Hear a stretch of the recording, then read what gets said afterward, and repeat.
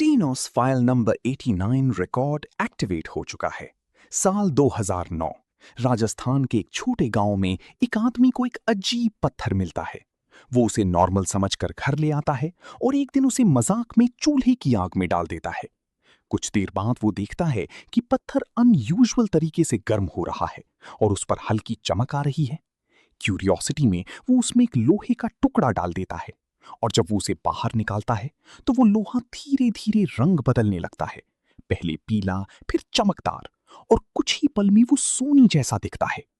उस वक्त वो आदमी डर भी जाता है और खुश भी हो जाता है। उस दिन के बाद वो चुपचाप एक्सपेरिमेंट्स शुरू करता है और धीरे धीरे उसे समझ आता है कि वो पत्थर हीट के साथ मेटल का स्ट्रक्चर बदल देता है।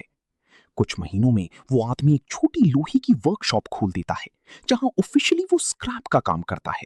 लेकिन रात के टाइम वही प्रोसेस रिपीट होता है। लोहा अंदर जाता और बाहर आता सोने जैसा मेटल। कुछ सालों में उसकी जिंदगी बदल जाती है। वो आदमी अमीर हो जाता है और बड़े लोग उसके कांटेक्ट में आने लगते हैं। लेकिन फिर एक रात सब कुछ बदल जाता है। अचानक पुलिस और गवर्नमेंट व्हीकल्स उसके घर और वर्कशॉप के बाहर आ जाती हैं।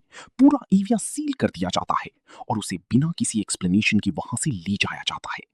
कुछ दिनों बाद वो वापस आता है, लेकिन बदला हुआ होता है और चुप रहता है। कुछ लोग कहते हैं कि उसे 50 करोड़ रुपए दिए गए चुप रहने के लिए और वो पत्थर उससे ले लिया गया। आज वो आदमी कहाँ है, किसी को नहीं पता, और वो पत्थर भी कभी दोबारा नहीं दिखा।